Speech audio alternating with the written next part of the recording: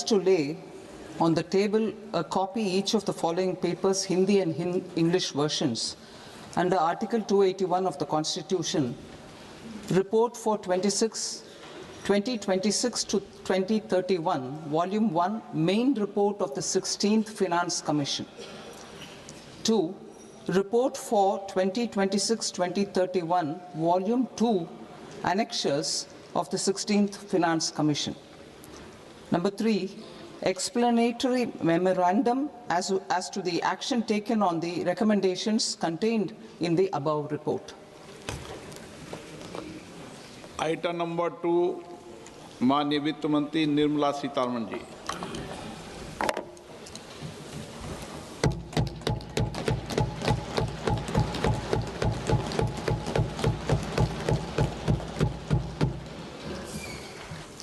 Honorable Speaker, sir, on the sacred occasion of Magh Purnima and the birth anniversary of Guru Ravidas, I present the budget for the year 2026-2027. Since we assumed office 12 years ago, India's economic trajectory has been marked by stability, fiscal discipline, sustained growth, and moderate inflation. This is the result of conscious choices we have made, even in times heightened uncertainty and disruption. Our government, led by Honorable Prime Minister Modi, has decisively and consistently chosen action over ambivalence, reform over rhetoric, and people over populism. We have pursued far-reaching structural reforms, fiscal prudence and monetary stability, whilst maintaining a strong thrust on public investment. Keeping Atmanirbharta as a lodestar, we have built domestic manufacturing capacity, energy security, and reduced critical import dependencies. Simultaneously, we have ensured that citizens benefit from every action of the government, undertaking reforms to support employment generation, agricultural productivity, household purchasing power, and universal services to people. These measures have delivered a high growth rate of around 7% and helped us make substantial strides in poverty reduction and improvement in the lives of our people. Today, we face an external environment in which trade and multilateralism are imperiled and access to resources and supply chains are disrupted. New technologies are transforming production systems while sharply increasing demands on water, energy, and critical minerals. India will continue to take confident steps towards Vikasit Bharat, balancing ambition with inclusion. As a growing economy with expanding trade and capital needs, India must also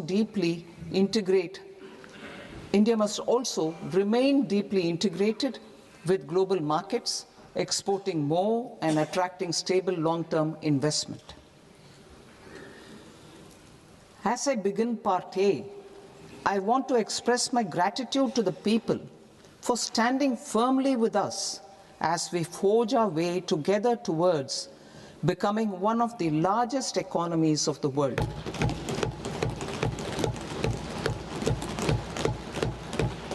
Our aim is to transform aspiration into achievement and potential into performance as we ensure that the dividends of growth reach every farmer, the scheduled caste, the scheduled tribes, the nomads, the youth, the poor, and the women.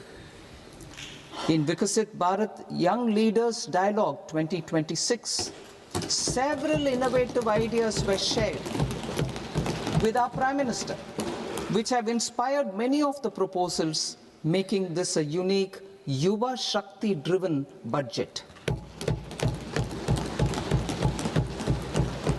Our government's sankalp is to focus on our poor, underprivileged, and the disadvantaged.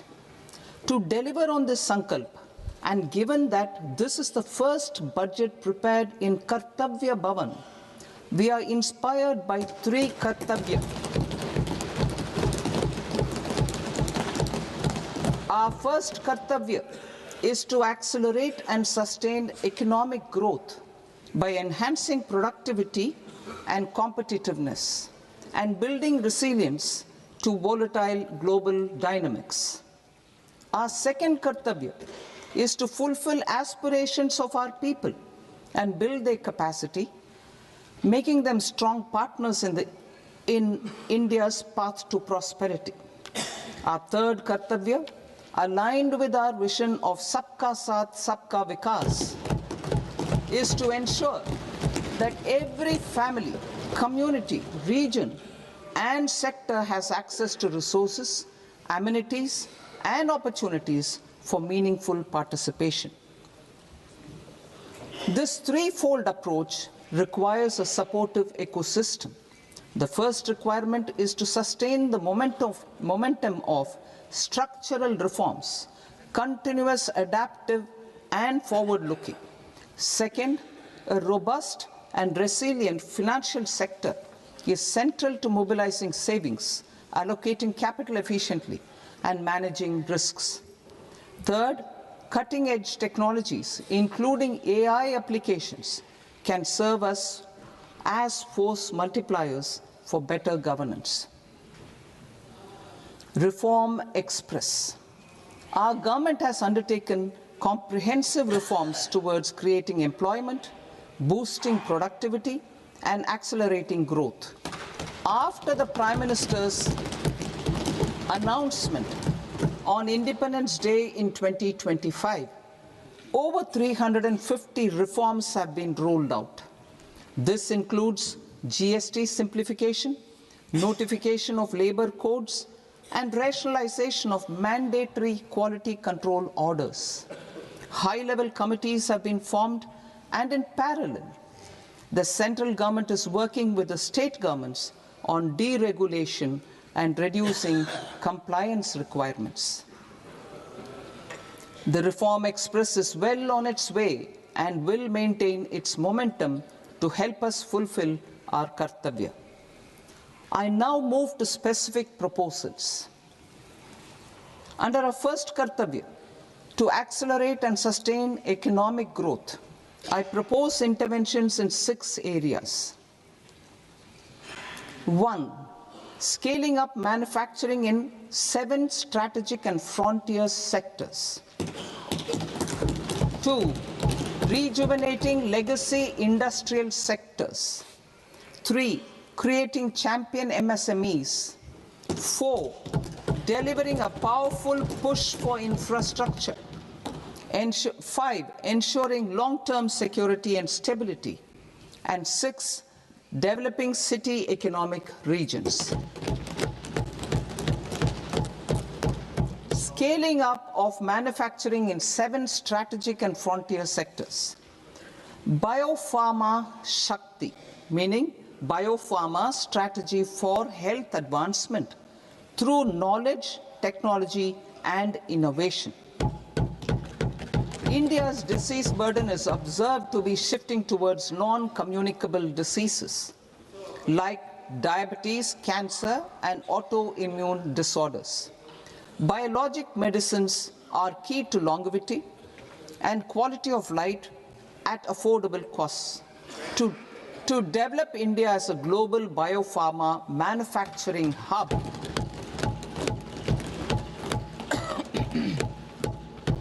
I propose the Biopharma Shakti with an outlay of 10,000 crores over the next 5 years. This will build the ecosystem for domestic production of biologics and biosimilars.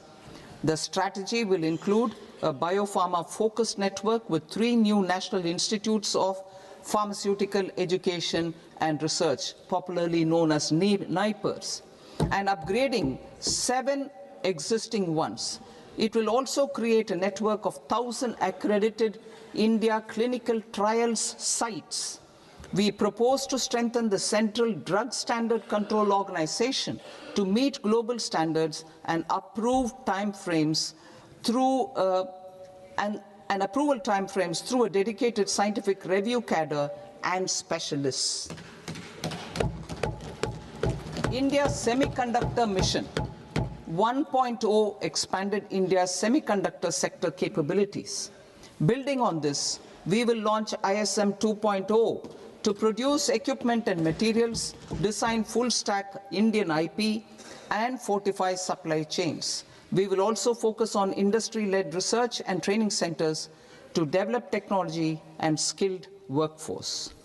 The Electronics Components Manufacturing Scheme, launched in April 2025 with an outlay of 22,919 crores, already has investment commitments at double the targets. We propose to increase the outlay to 40,000 crores to capitalize on this momentum.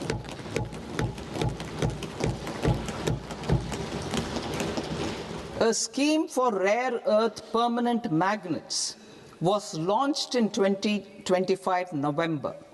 We now propose to support the mineral-rich states of Odisha, Kerala, Andhra Pradesh, and Tamil Nadu to establish dedicated rare earth corridors to promote mining, processing, research, and manufacturing. To enhance domestic chemical production and reduction import dependency and reduce import dependency, we will launch a scheme to support states in establishing 3 dedicated chemical parks through challenge route on a cluster-based plug-and-play model. Strong capital goods.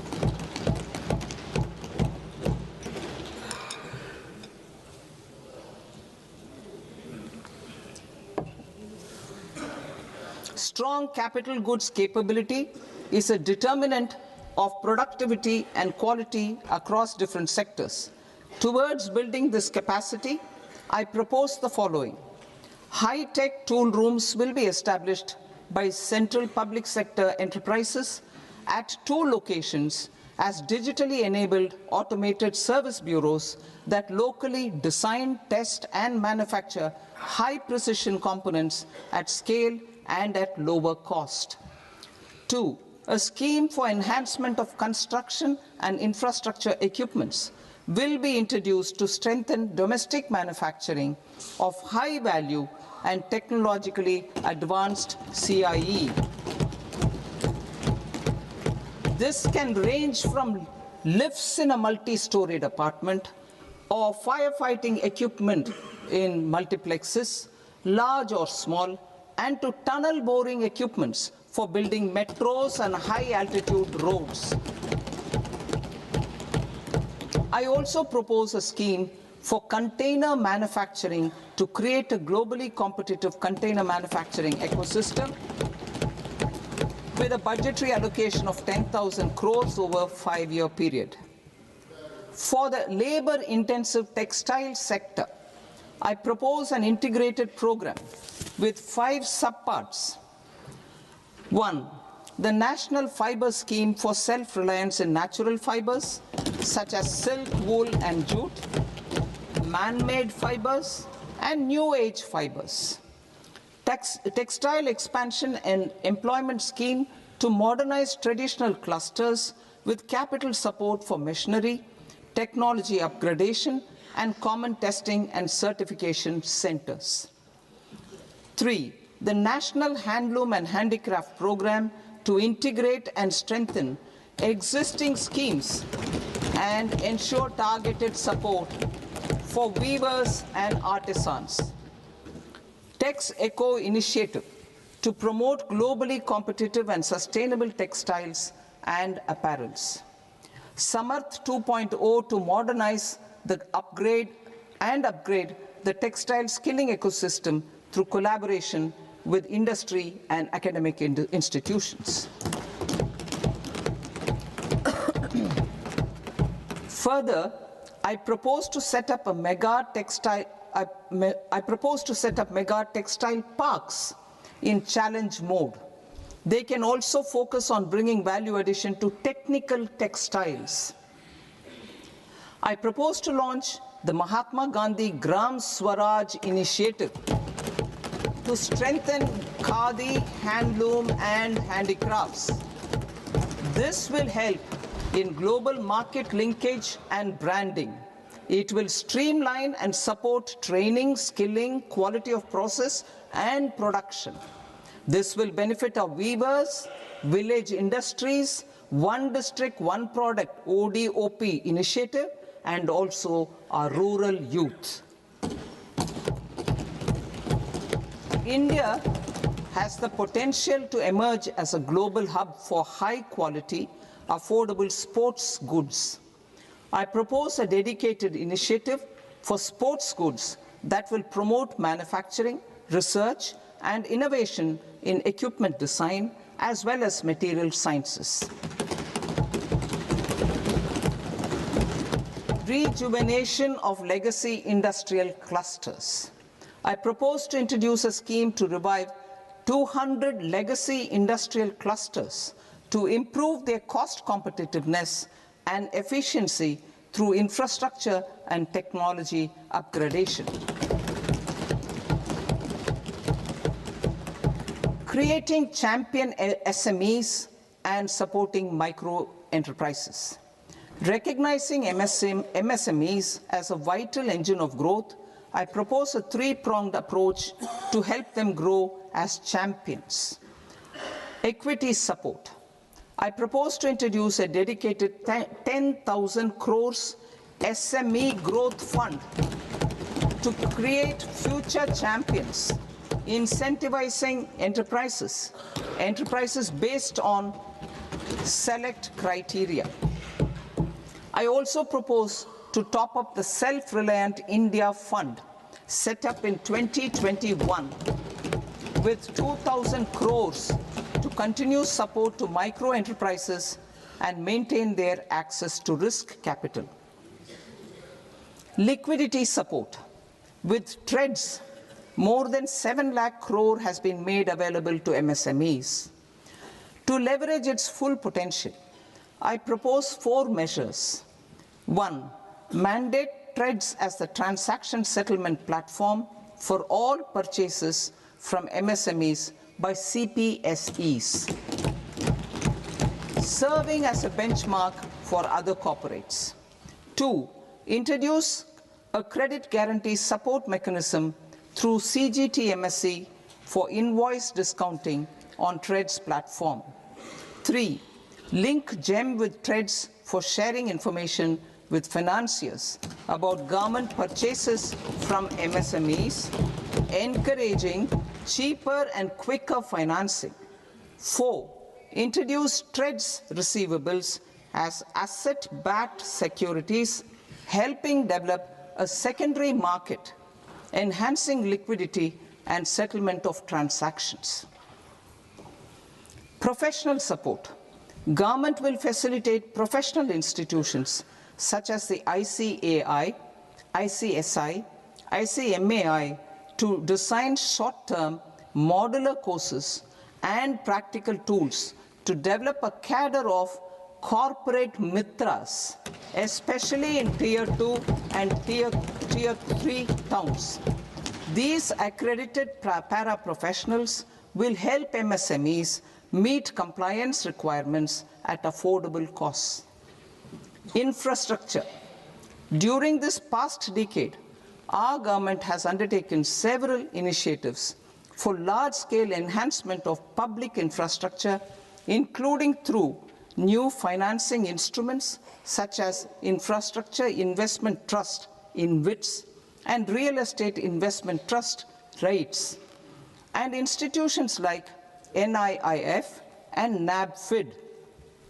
We shall continue to focus on developing infrastructure in cities with over 5 lakh population, that is Tier 2, Tier 3 cities, which have expanded to become growth centers. Public capital expenditure has increased manifold from 2 lakh crore in 2014-15 to an allocation of 11.2 lakh crore in BE 25-26. In this coming year, that is financial year 2026-27, I propose to increase it to 12.2 lakh crores to continue the momentum. To strengthen the confidence of private developers regarding risks during infrastructure development and construction phase, I propose to set up an infrastructure risk guarantee fund to provide prudentially calibrated partial credit guarantee to lenders. Over the years, RITES have emerged as a successful instrument for asset monetization. I propose to accelerate recycling of significant real estate assets of the CPSEs through the setting up of dedicated RITES. To promote environmentally sustainable movement of cargo, I propose to 1. Establish new dedicated freight corridors connecting Dankuni in the east to Surat in the west. Operationalize 20 new national waterways over the next 5 years. Starting with National Waterways 5 in Orissa to connect mineral-rich areas of Talcher and Angul and industrial centers like Kalinga Nagar to the ports of Paradeep and Dhamra. Training institutes will be set up as regional centers of excellence for development of required manpower for these waterways. This will benefit youth in the entire stretch of the waterways to train and acquire skills. Further, a ship repair ecosystem catering to inland waterways will also be set up at Varanasi and Patna. And C, launch a coastal cargo promotion scheme for incentivizing a modal shift from rail to road to increase the share of inland waterways and coastal shipping from 6% to 12% by 2047. To enhance last mile and remote connectivity and promote tourism, I propose to give incentives to indigenize manufacturing of seaplanes. A seaplane VGF scheme will be also introduced to provide support for operations. Carbon capture, utilization and storage. Aligning with the roadmap launched in December 2025, the carbon capture, utilization and storage technologies at scale will achieve higher readiness and in end-use application across 5 industrial sectors, including power, steel, cement, refineries, and chemicals. An outlay of 20,000 crore is proposed over the next 5 years for this purpose. City economic regions. Cities are India's engines of growth, innovation, and opportunities. We shall now focus on Tier 2, Tier 3 cities, and even temple towns, which need modern infrastructure and basic amenities. This budget aims to further amplify the potential of cities to deliver the economic power of agglomerations by mapping city economic regions based on their specific growth drivers. An allocation of 5,000 crore per CER over 5 years is proposed for implementing their plans through a challenge mode with a reform-cum-result-based financing mechanism. In order to promote environmentally sustainable passenger systems, we will develop 7 high-speed rail corridors between cities as growth connectors, namely Mumbai to Pune, Pune to Hyderabad, Hyderabad to Bengaluru, Hyderabad to Chennai, Chennai to Bengaluru, Delhi to Varanasi, Varanasi to Siliguri.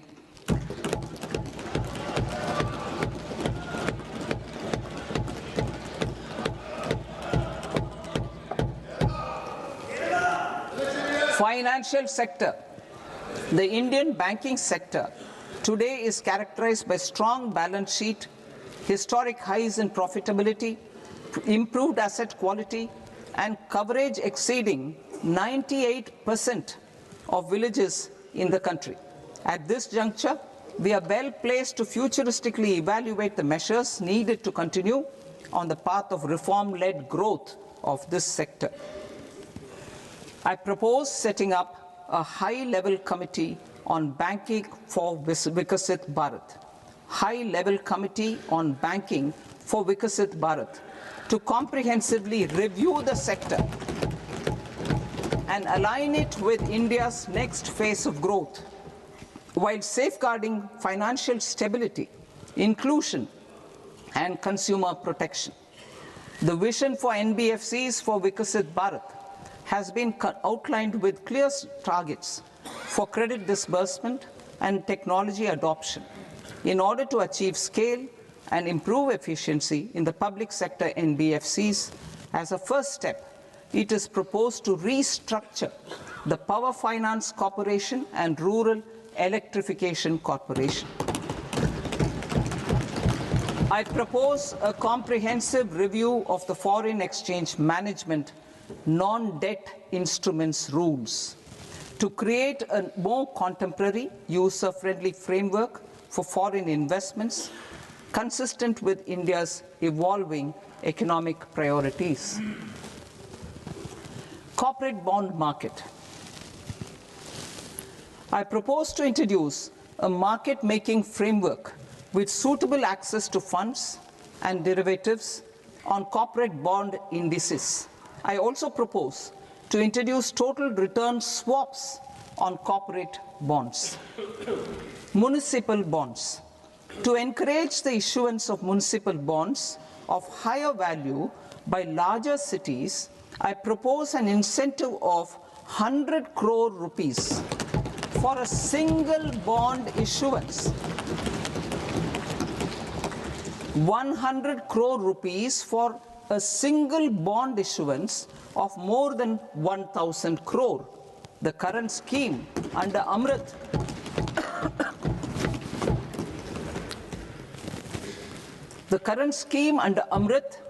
which incentivizes issuances up to 200 crores only, will also continue to support smaller and medium towns. That will also continue to support the smaller and medium towns. Ease of doing business. Individual persons resident outside India, PROI, will be permitted to invest in equity instruments of listed Indian companies through the portfolio investment scheme.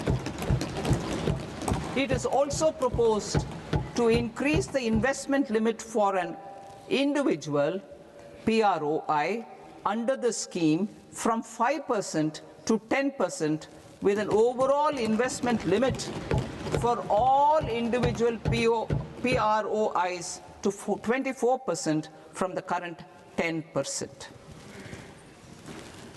Emerging technologies including AI. 21st century is technology-driven. Adoption of technology is for the benefit of all people. Farmers in the field, women in STEM, youth keen to upskill, and Divyangjan to access newer opportunities. The government has taken several steps to support new technologies through AI Mission, National Quantum Mission, Anusandhan National Research Fund, and Research and Development and Innovation Fund.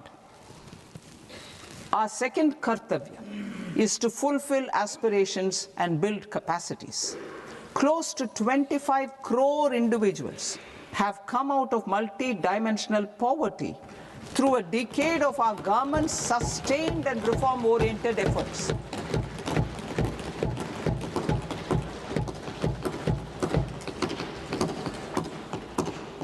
Our government has therefore decided to place a renewed emphasis on the service sector to provide a pathway to fulfilling aspirations of a youthful India with the following measures.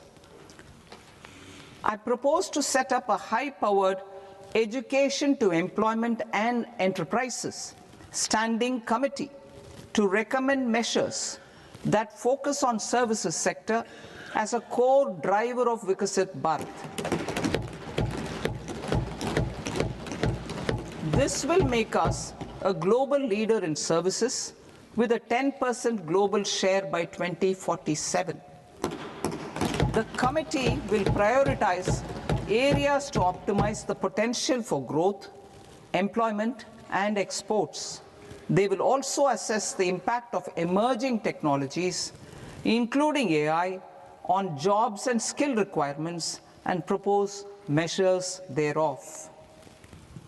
To create a range of skilled career pathways, a new range of skilled career pathways for our youth, I propose interventions in the following sectors. Health. Existing institutions for allied health professionals will be upgraded and new AHP institutions established in private and government sectors. This will cover 10 selected disciplines, including optometry, radiology, anesthesia, OT technology, applied psychology, and behavioral health, and add 1 lakh AHPs over the next 5 years. A strong care system covering geriatric and allied care services will be built. A variety of NSQF-aligned programs will be developed to train multi-skilled caregivers, combining core care and allied skills such as wellness, yoga, and operation of medical assistive devices. In the coming year, 1.5 lakh caregivers will be trained.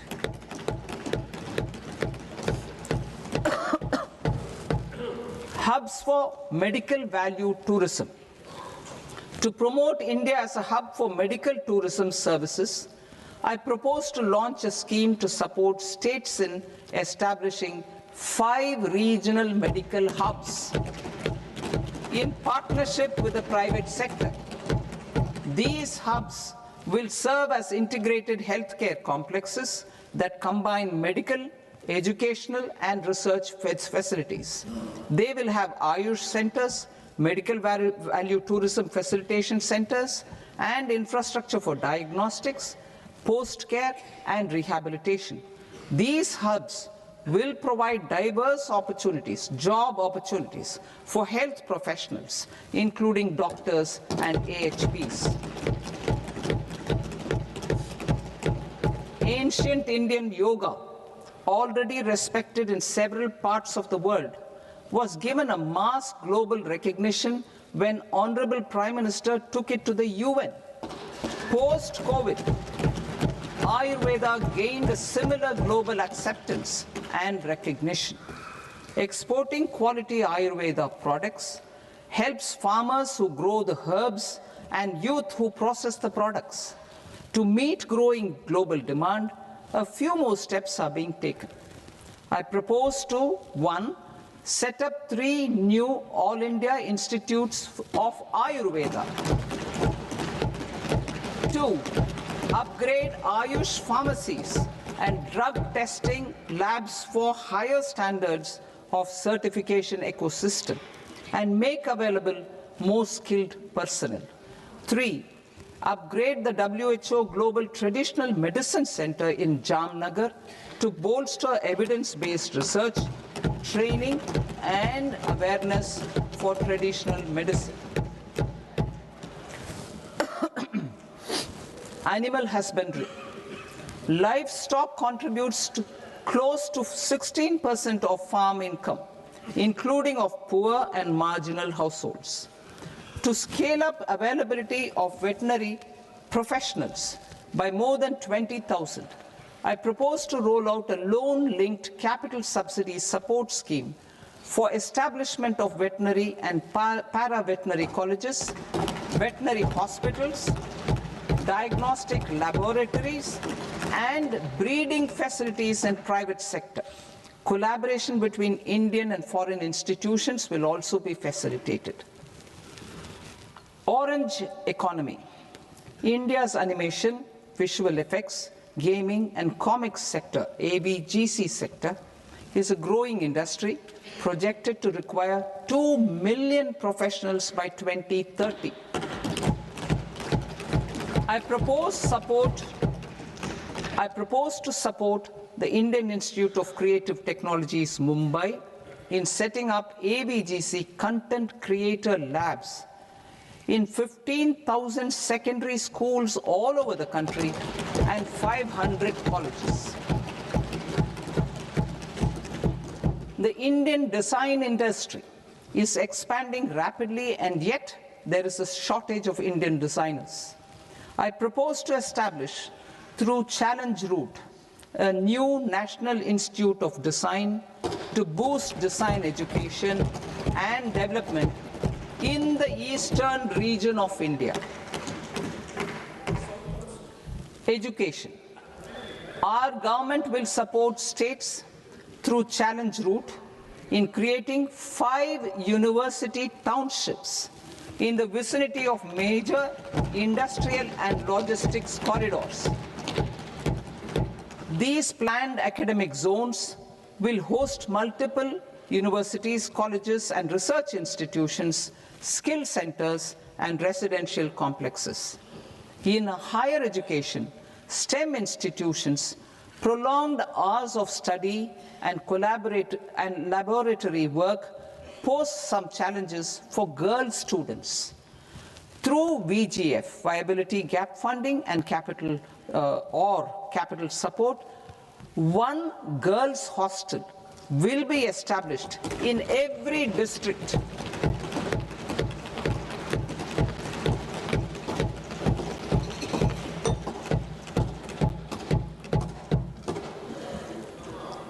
To promote astrophysics and astronomy via immersive experiences. 4 telescope infrastructure facilities will be set up or upgraded. The National Large Solar Telescope, the National Large Optical Infrared Telescope, the Himalayan Chandra Telescope, and the Cosmos 2 Planetarium. Tourism. The tourism sector has the potential to play a large role in the employment generation, forex earnings, and expanding the local economy. I propose to set up a National Institute of Hospitality by upgrading the existing National Council for Hotel Management and Catering Technology. It will function as a bridge between academia, industry, and government. I also propose a pilot scheme for upskilling 10,000 guides in 20 iconic tourist sites through a standardized, high-quality, 12-week training course in hybrid mode in collaboration with the Indian Institute of Management. A national destination digital knowledge grid will be established to digitally document all places of significance, cultural, spiritual, and heritage. This initiative will create a new ecosystem of jobs for local researchers, historians, content creators, and technology partners.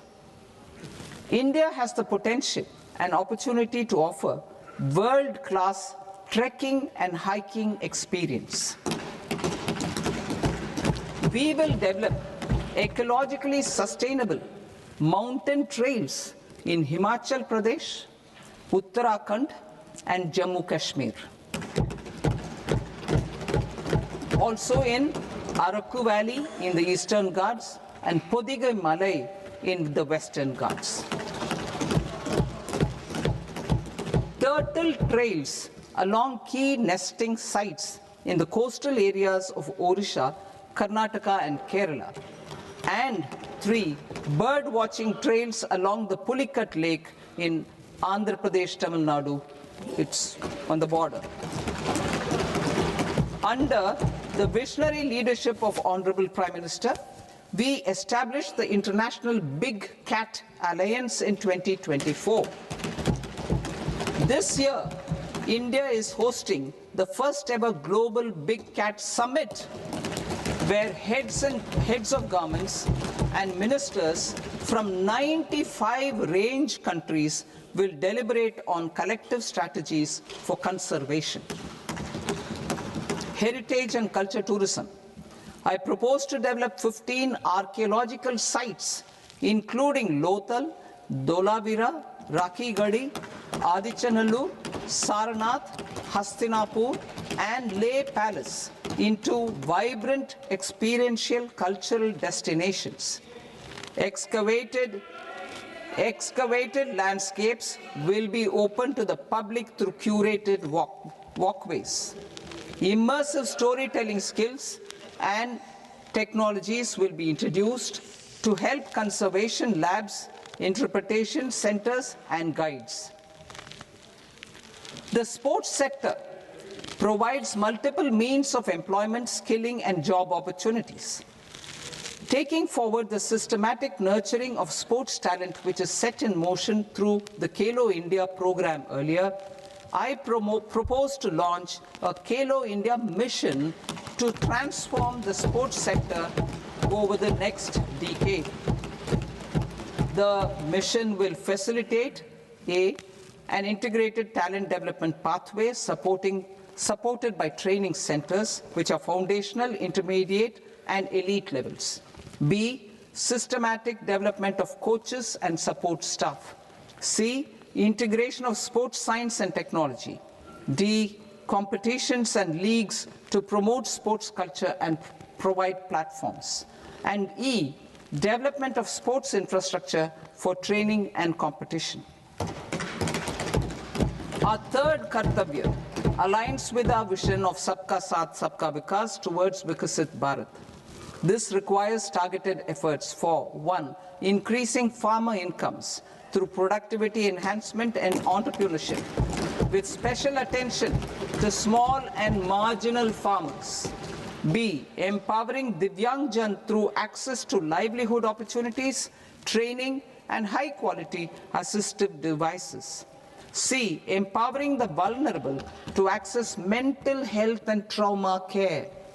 D, focus on the Purvodaya states and the Northeast region to accelerate development and employment opportunities. Fisheries.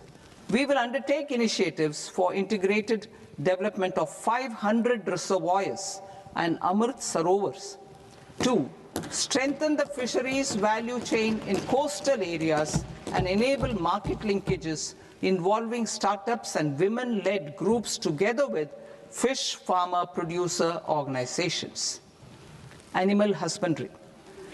To provide quality employment opportunities in rural and peri-urban areas, we will support the animal husbandry sector in entrepreneurship development through A, credit-linked subsidy program, B, scaling up and modernization of livestock enterprises, C, enhanced creation of livestock, dairy, and poultry, enhanced creation of livestock, dairy, and poultry-focused integrated value chains, and D, encourage creation of livestock farmer-producer organizations. High-value agriculture.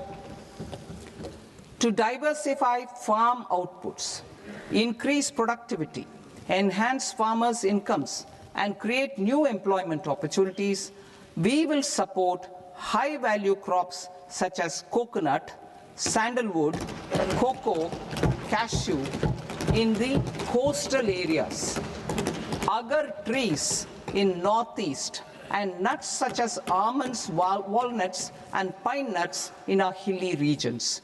These, all of them, will be supported. India is the world's largest producer of coconuts. About 30 million people, including nearly 10 million farmers, depend on coconuts for their livelihood.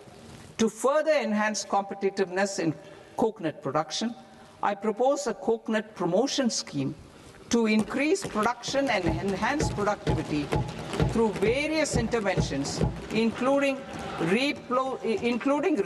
replacing and non-productive trees with new saplings or plants or varieties in major coconut growing states.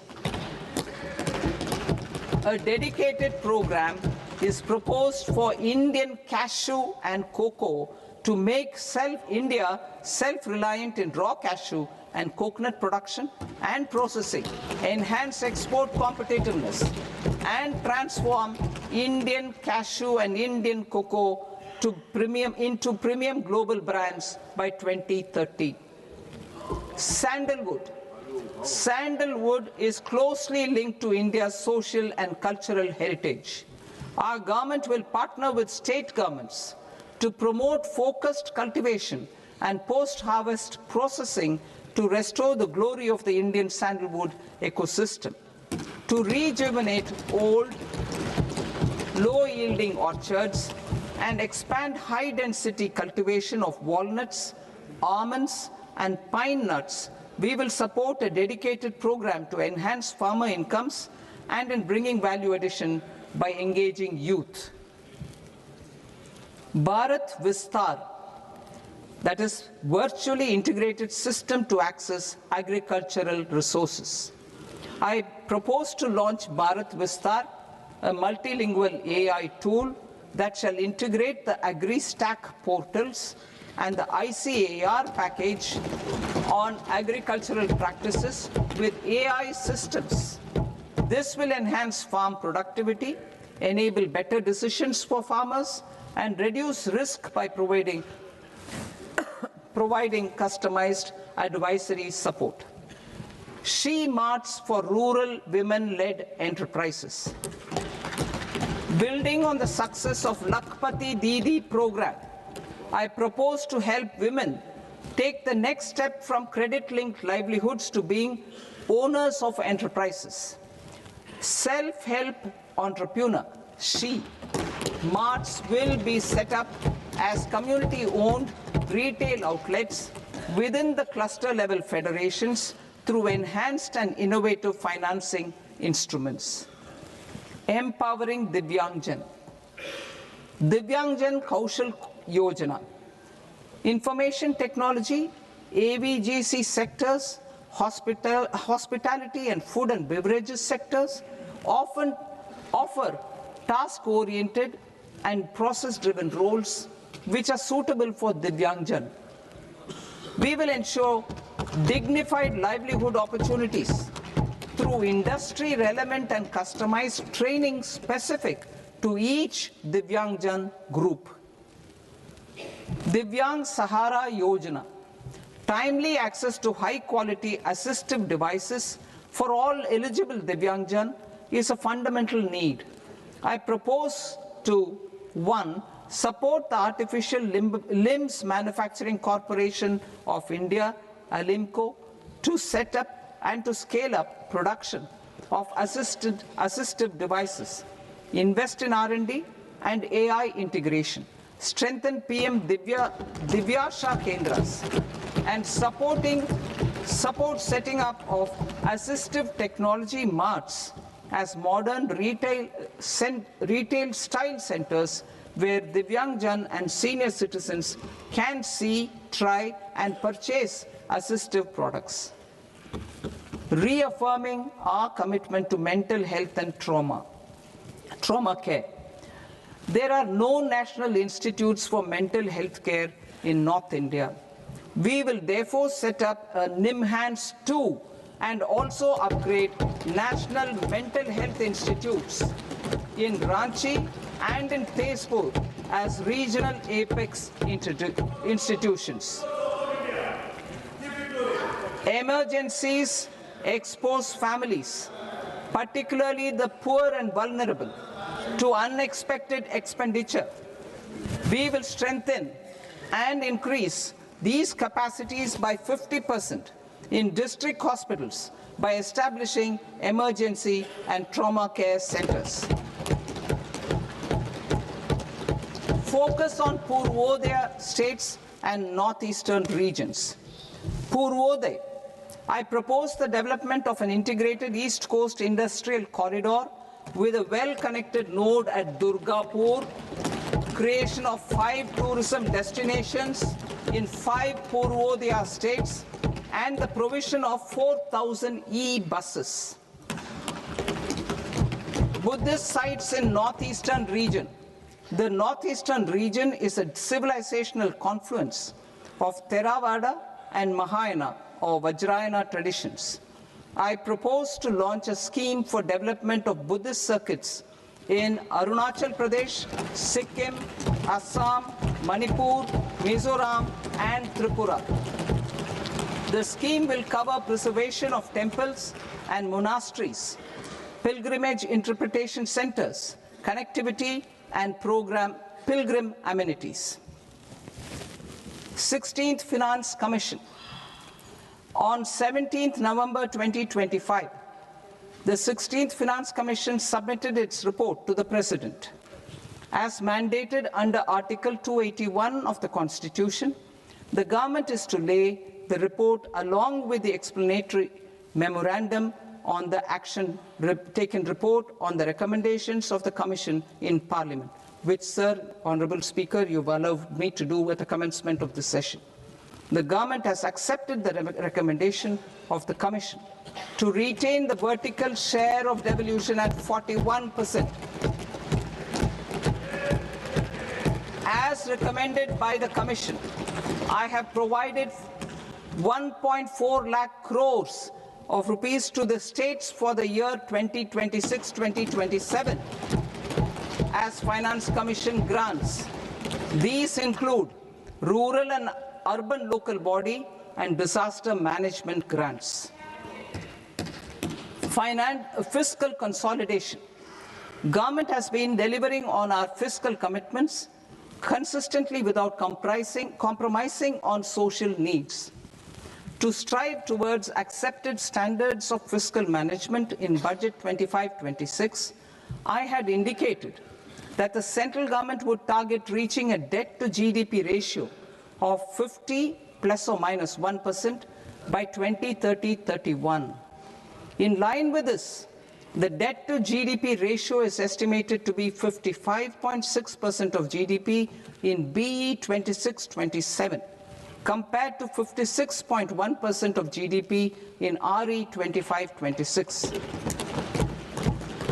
A declining debt to GDP ratio will gradually free up resources for priority sector lending and expenditure by reducing the outgo on interest payments. One of the main operational instruments for debt targeting is the fiscal deficit. I am happy to inform this august House that I fulfilled my commitment made in 2021-2022 to reduce fiscal deficit below 4.5% of GDP by 25-26. In RE 25-26, the fiscal deficit has been estimated at par with BE of 2025-26 at 4.4% of GDP. In line with the new fiscal prudence path of debt consolidation, the fiscal deficit in BE 26-27 is estimated to be 4.3% of the GDP.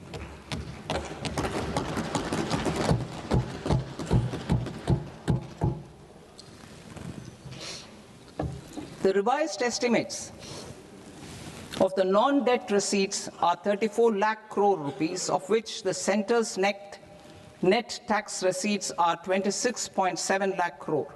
The revised estimate of the total expenditure is 49.6 lakh crore rupees, of which the capital expenditure is about 11 lakh crores.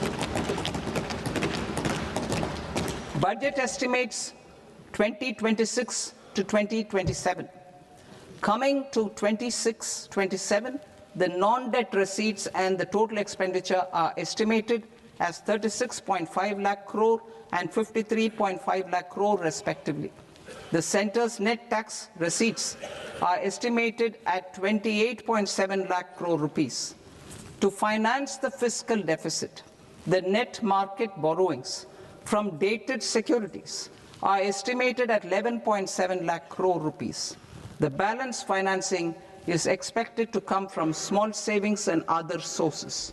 The gross market borrowings are estimated at 17.2 lakh crore rupees. I'll now move to Part B. Part B, direct taxes.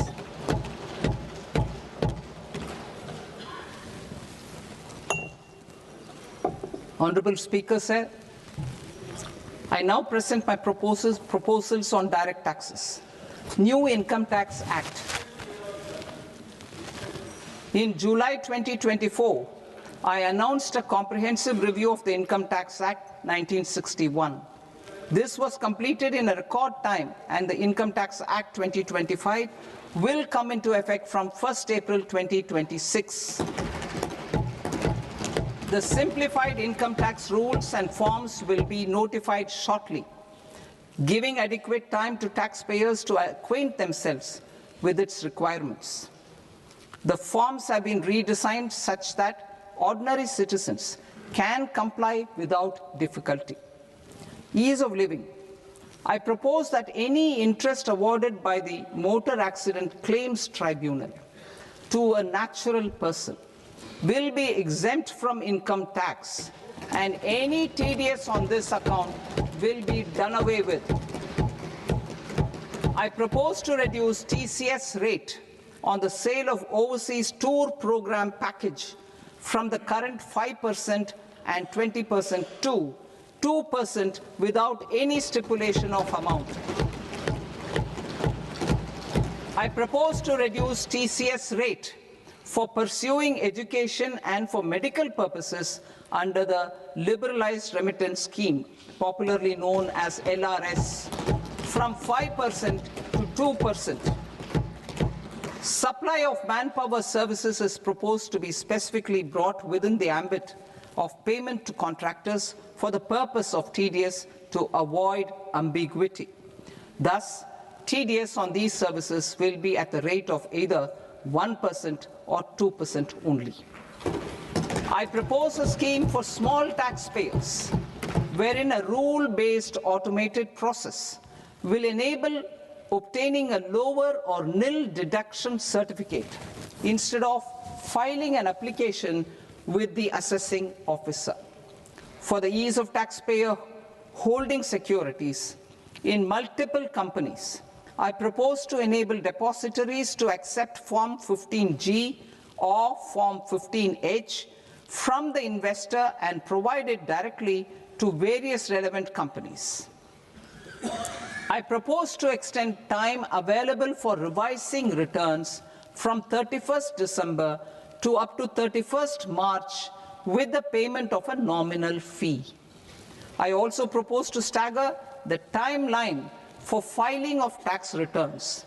Individuals with ITR 1 and ITR 2 returns will continue to file till 31st July, and non-audit business cases or trusts are proposed to be allowed time till 31st August. TDS on sale of immovable property by a non-resident is proposed to be deducted and deposited through resident buyers and his or her PAN-based challan instead of requiring a TAN, which is a temporary accounting number. To address practical issues of small taxpayers like students, young professionals, tech employees, relocated NRIs, and such others, I propose to introduce a one-time 6-month foreign asset disclosure scheme for these taxpayers to disclose income or assets below a certain size. This scheme would be applicable for two categories of taxpayers, namely, A, who did not disclose their overseas income or assets, and B, who disclosed their overseas income and or paid due tax but could not declare the asset acquired. For category A, the limit of undisclosed income or asset is proposed to be up to 1 crore rupees. they need to pay 30% of fair market value of asset or 30% of undisclosed income as tax and 30% as additional income tax in lieu of penalty, and would thereby get immunity from prosecution. For category B, asset value is proposed to be up to 5 crore rupees. Here, immunity from both penalty and prosecution will be available with a payment of fee of 1 lakh rupees. Rationalizing penalty and prosecution. Multiplicity of proceedings are hindrance to the ease of doing business. I propose to integrate assessment and penalty proceedings by way of a common order for both. There will be no interest liability on the taxpayer on the penalty amount for the period of appeal before the first appellate authority, irrespective of the outcome of appeal process. Further, quantum of prepayment is being reduced from 20% to 10% and will continue to be calculated only on core tax demand. As an additional measure for reducing litigation, I propose to allow taxpayers to update their returns even after reassessment proceedings have been initiated, and an additional 10% tax rate over and above the rate applicable for the relevant year. The assessing officer will then use only this updated return in his proceedings. There is already a framework for immunity from penalty and prosecution in the cases of underreporting. I propose to apply this framework for immunity to misreporting too. However, in such a case, the taxpayer will need to pay 100% of the tax amount as an additional income tax over and above the tax and interest due. Penalties for certain technical defaults, such as failure to get accounts audited, non-furnishing of transfer pricing audit report, and default in furnishing statement for financial transactions are proposed to be converted into fee.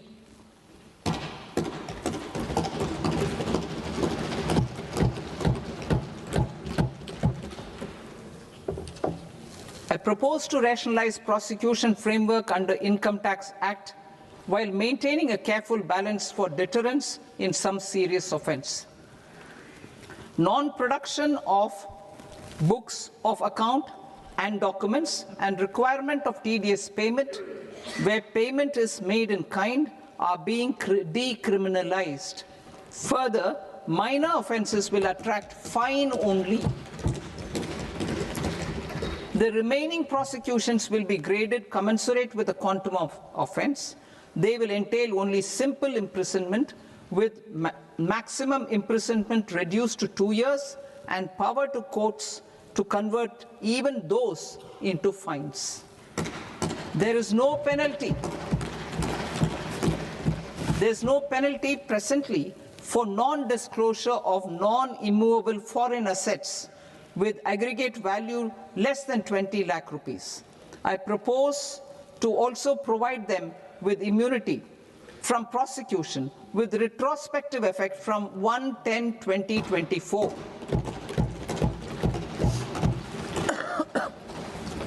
Cooperatives.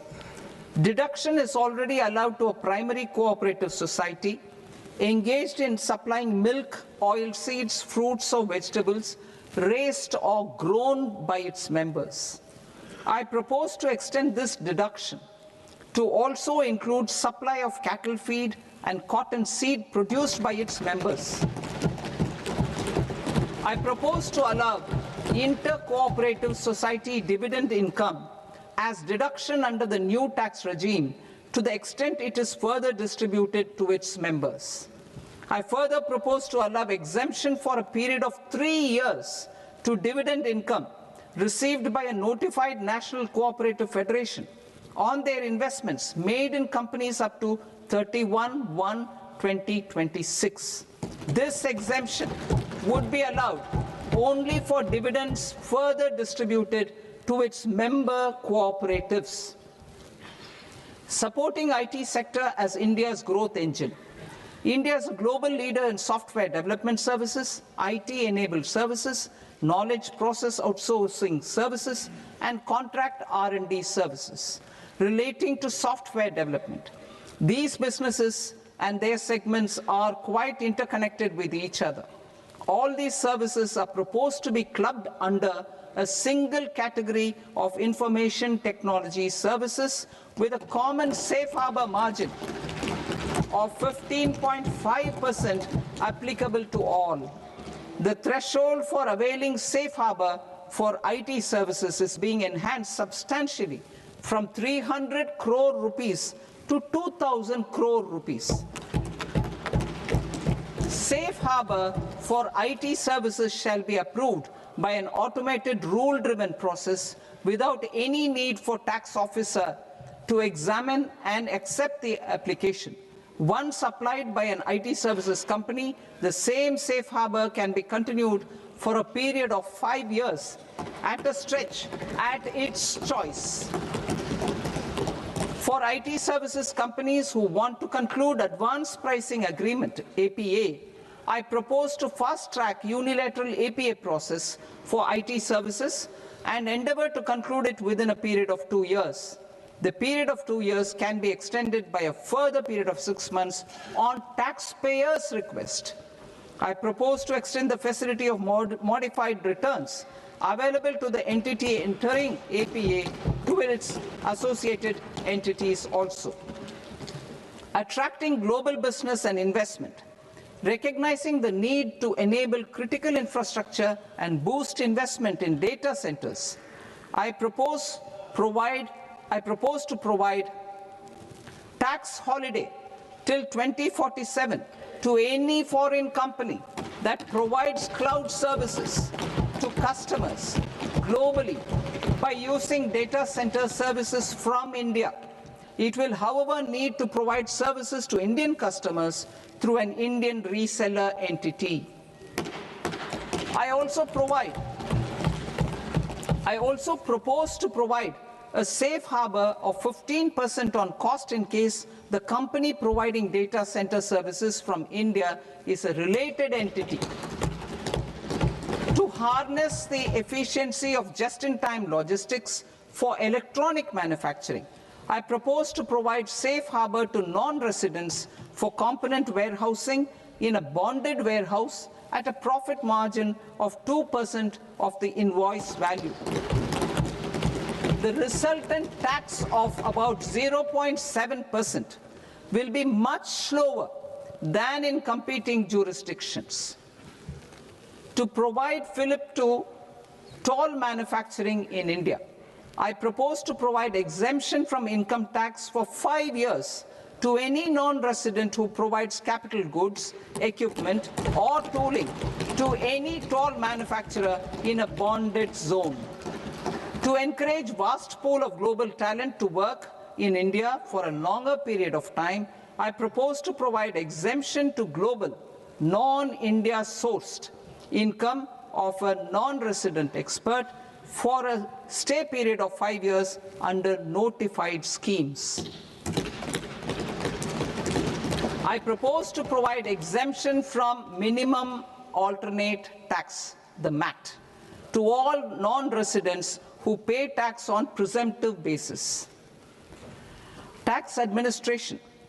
I propose to constitute a joint committee of Ministry of Corporate Affairs and Central Board of Direct Taxes for incorporating the requirements of income computation and disclosure standards, the ICDS, in the Indian Accounting Standards, IND-AS itself. Separate accounting requirement based on ICDS will be done away with from the tax year 27-28. To support Prime Minister Modi's vision of homegrown accounting and advisory firms to become global leaders, I propose to rationalize the definition of accountant for the purposes of safe harbor rules. Other tax proposals. Change in taxation of buyback was brought in to address the improper use of buyback route by promoters. In the interest of minority shareholders, I propose to tax buyback for all types of shareholders as capital gains. However, to disincentivize misuse of tax arbitrage, promoters will pay an additional buyback tax. This will make effective tax 22% for corporate promoters.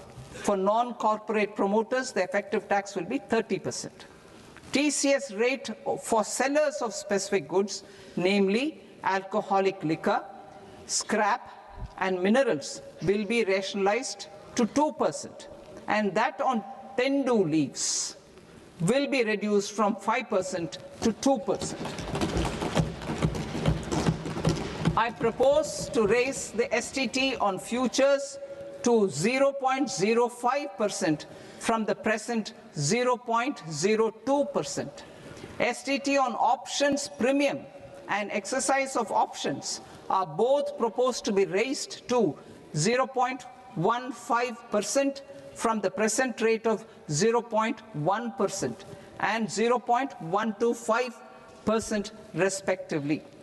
We reformed the taxation landscape for corporates in 2019 by providing them a simplified regime with lower tax rate so that they could productively focus on business rather than on claim of deductions and exemptions. To encourage companies to shift to the new regime, set off of brought forward MAT credit, minimum alternate tax credit, is proposed to be allowed to companies only in the new regime. Set off using available MAT credit is proposed to be allowed to an extent of 1/4 of the tax liability in the new regime. MAT is proposed to be made final tax, so there will be no further credit accumulation from 1st April 2026. In line with this change, the rate of final tax is being reduced to 14% from the current MAT rate of 15%. The brought forward MAT credit of taxpayers accumulated till 30th March 2026 will continue to be available to them for set off as above. Indirect taxes. I shall now take up proposals related to indirect taxes.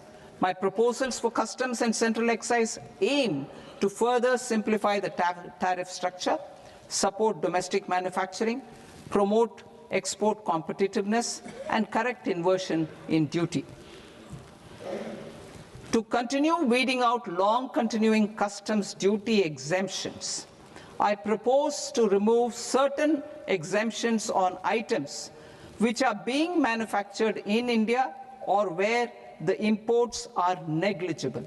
Similarly, to further simplify the process of ascertaining the rate of duty applicable on a particular item, I propose to incorporate certain effective rates in various customs notifications to the tariff schedule itself.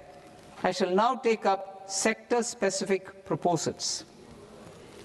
Promotion of exports of marine, leather, and textile products. I propose to increase the limit for duty-free imports of specified inputs used for processing seafoods for export from the current 1% to 3% of FOB value of the previous year's export turnover.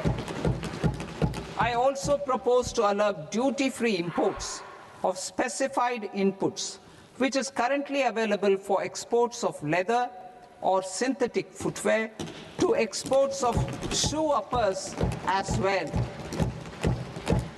I propose to extend the time period for export of final product from the existing 6 months to 1 year for exporters of leather or textile garments, leather or synthetic footwear, and other leather products. Energy transition and security. I propose to extend the basic customs duty exemption given to capital goods used for manufacturing lithium-ion cells for batteries to those used for manufacturing lithium-ion cells for battery energy storage systems also. I propose to exempt basic customs duty on import of sodium antimonate for use in manufacture of solar glass. Nuclear power. I propose to extend the existing basic customs duty exemption on imports of goods required for nuclear power projects till the year 2035 and expand it for all nuclear plants irrespective of their capacity. Critical minerals. It is proposed to provide basic customs duty exemption to the import of capital goods required for the processing of critical minerals in India. Biogas blended CNG. I propose to exclude the entire value of biogas while calculating the central excise duty payable on biogas blended CNG. Civil and defense aviation. I propose to exempt basic customs duty on components and parts required for the manufacture of civilian training and other aircrafts. It is proposed to exempt basic customs duty on raw materials imported for the manufacture of parts of aircraft to be used in maintenance, repair, or overall requirements by units in the defense sector. Electronics. To deepen value addition in the consumer electronics sector, I propose to exempt basic customs duty on specified parts used in the manufacture of microwave ovens. Special economic zone.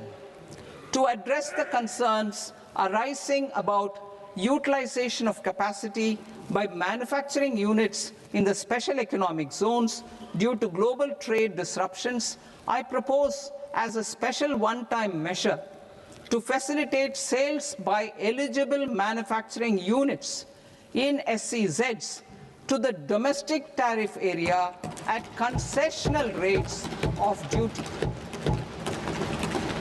The quantity of such sales will be limited to a prescribed proportion of their exports.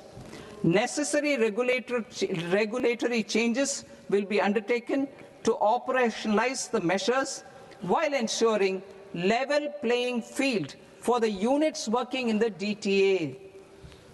Ease of living. To rationalize the customs duty structure for goods imported for personal use, I propose to reduce the tariff rate on all dutiable goods imported for personal use from 20% to 10%. To provide relief to patients, particularly those suffering from cancer, I propose to exempt basic customs duty on 17 drugs or medicines. I propose also to add 7 more rare diseases for the purposes of exempting import duties on personal imports of drugs, medicines, and food for special medical purposes used in their treatment. Customs process. India's role and share in the global trade is poised for a major leap in line with our ambition and journey towards Vikasit Bharat. In this regard, I propose many measures for custom processes to have minimal intervention for smoother and faster movement of goods and greater certainty to the trade. Trust-based systems. I propose to enhance duty deferral period for Tier 2 and Tier 3 authorized economic operators, known as AEOs, from 15 days to 30 days. I propose to provide eligible manufacturer importers the same duty deferral facility. This should encourage them to get themselves accredited as a full-fledged Tier 3 AEO in due course. To provide greater certainty and for better business planning, I propose to extend validity period of advance ruling binding on customs from the present 3 years to 5 years. In the spirit of the whole of government approach,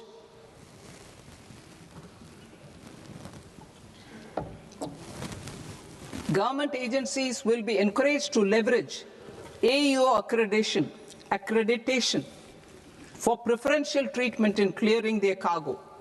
Regular importers with trusted, long-standing supply chains will be recognized in the risk system so that the need for verification of their cargo every time can be minimized. Export cargo using electronic sealing. Export cargo using electronic sealing will be provided through clearance from the factory premises to the ship. For import of goods not needing any compliance, filing of bill of entry by a trusted importer and arrival of goods will automatically notify customs for completing their clearance formalities. This will enable goods to be released immediately on arrival. The customs warehouse framework will be transformed into a warehouse operator-centric system with a self-declarations, electronic tracking, and risk-based audit. These reforms will move away from the current system of officer-dependent approvals and reduce transaction delays and compliance costs.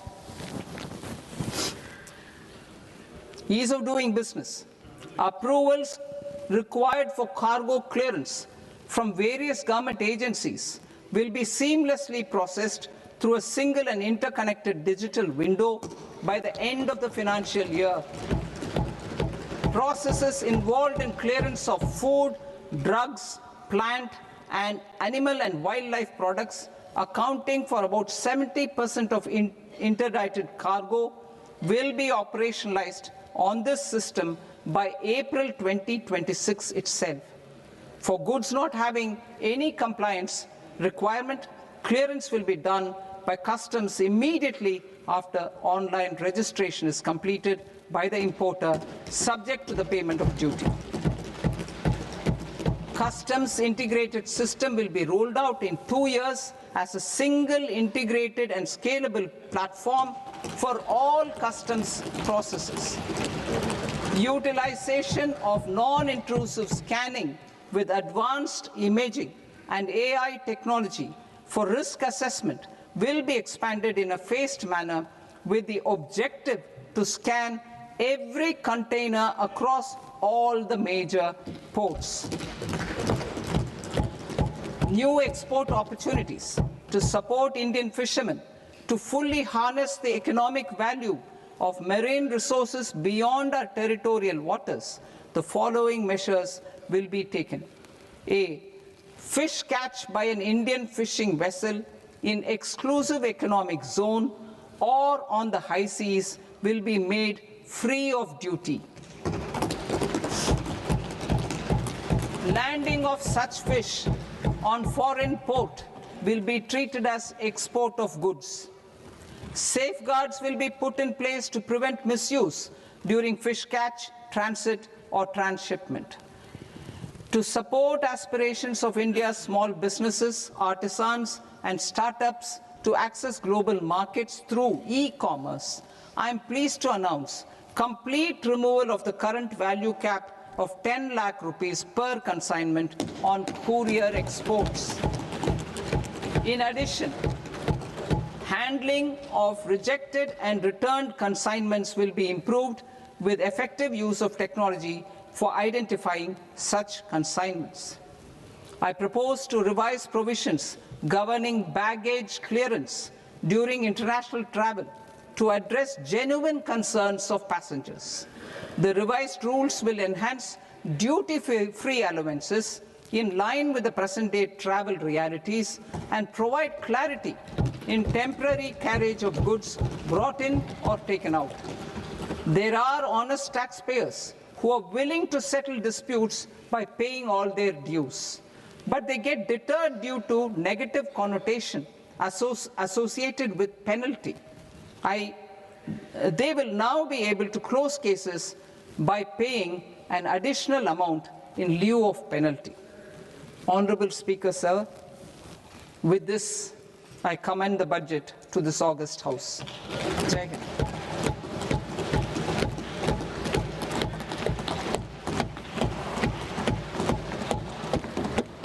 1.5 hours. Item number 3 माननीय वित्त मंत्री जी।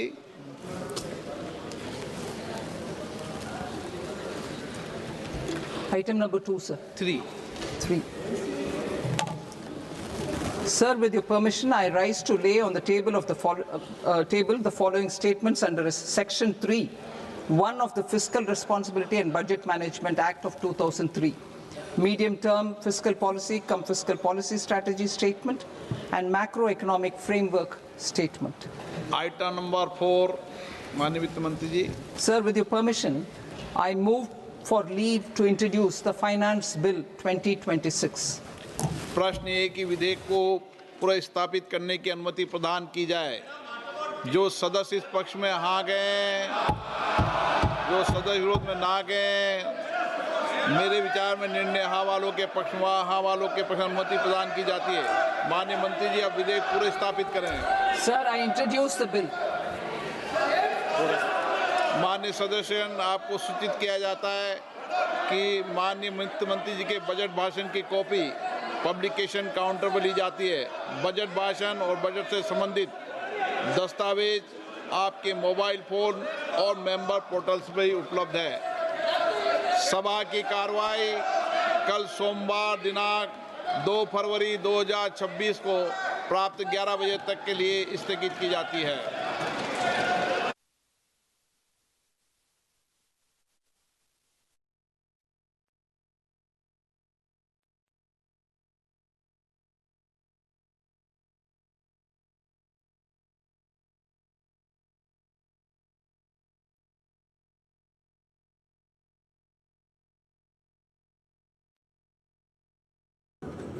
तिथे त्यांच्यासमोर नतमस्तक व्हावं याच विनम्र भावनेने मी या ठिकाणी आलो होतो। त्यापेक्षा मला या काही बोलायचं साहेब, सगळ्यात जास्त की तुम्ही मुख्यमंत्र्यांची भेट घेतली, त्याच्यावर खूप वेगवेगळी चर्चा सुरू आहे। नेमकी भेट कशासाठी होती, काय कारण? आज भेट जरूर झाली। सुनेत्राबाईंनी आहे परिवार धार्मिक विधीमध्ये आहे। धार्मिक विधी झाल्याच्या नंतर सर्व परिवाराशी सुद्धा चर्चा करून